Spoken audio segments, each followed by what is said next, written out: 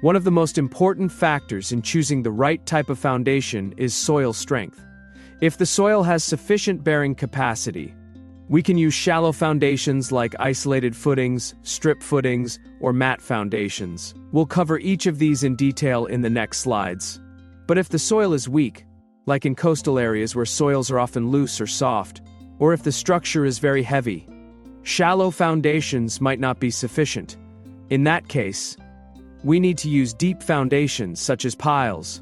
Piles work by transferring loads deep into stronger soil layers or bedrock. Essentially, they bypass the weak upper layers and reach a depth where the soil can safely carry the loads.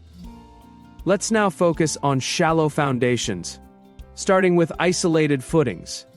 These are used for light structures like single-story buildings or warehouses.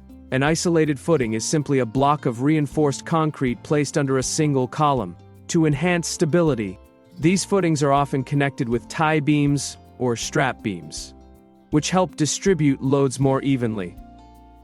There are different types of isolated footings. Pad footings.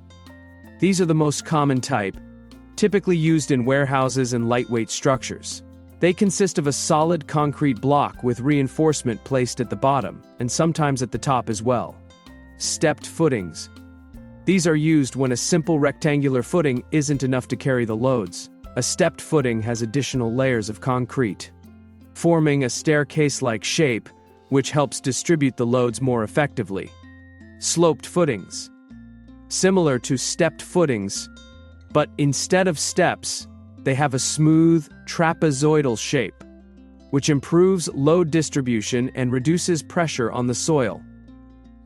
Now, let's talk about strip footings. This is another type of shallow foundation. You can see an example in the image. Strip footings usually connect two or more columns together.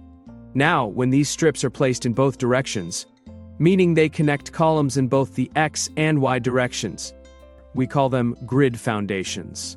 So, how do we determine the width of the strip, or its depth? And what about the overall foundation depth? Well, all of that comes from the design process. If the soil has good bearing capacity, meaning it's strong enough, strip foundations can even be used for buildings up to 8, 9, or even 10 stories. Next, we have mat foundations, also called raft foundations.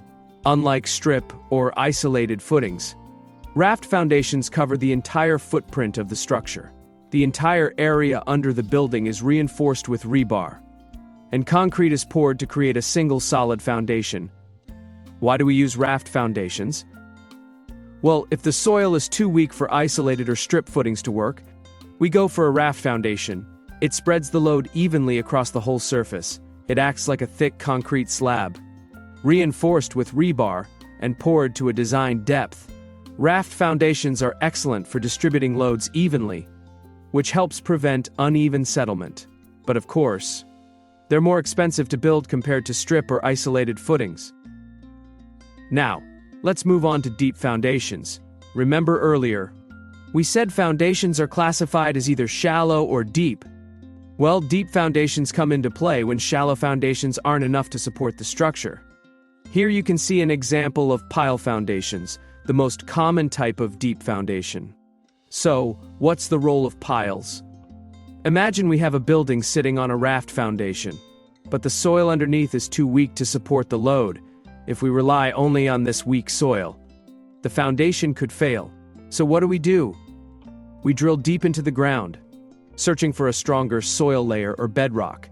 Once we reach that stable layer, we install piles, which are long, slender structural elements that transfer the building's load to the stronger ground below. Here's another way to look at it. When the soil beneath a foundation can't handle the stress, we use piles to bypass the weak layers and transfer the load to deeper, stronger layers. Piles can be made of concrete, steel, or even wood, though wooden piles are rarely used today. In most projects, concrete or steel piles are preferred. So, how long should a pile be? Well, it depends on the site conditions. In one location, piles might need to be 6 meters long. In another, they might have to reach 10 or even 20 meters to find stable soil. How it works?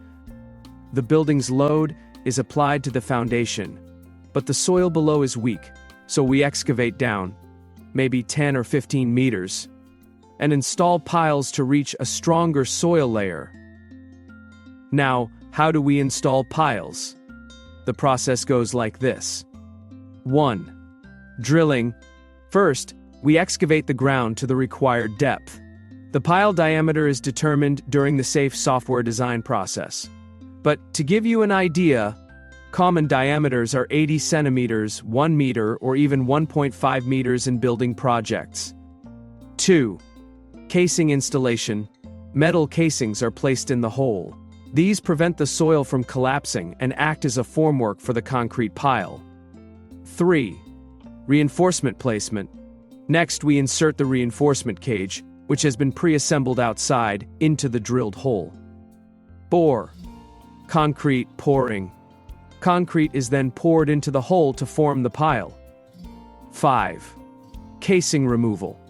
Finally, the metal casings are removed, leaving the finished concrete pile in place. Piles are typically cast in place, meaning they're built directly in the ground after drilling. Here, you can see a view of a belled pile. Sometimes, the bottom of the pile is widened. Why? Because piles transfer compressive loads from the foundation to the soil by increasing the diameter at the base. We spread the load over a larger area, reducing the stress on the soil. Think of it this way. Stress is force divided by area. By making the pile base wider, we increase the area, which reduces the pressure on the soil. If this pressure is less than the soil's bearing capacity, the foundation is stable. These are called belled piles or under-reamed piles. But do we always need to widen the base? Not necessarily, it depends on the design. If the standard pile diameter is enough to keep the soil's stress below its capacity, there's no need for a belled pile. But if the stress is too high, we increase the base diameter to make sure the soil can handle it.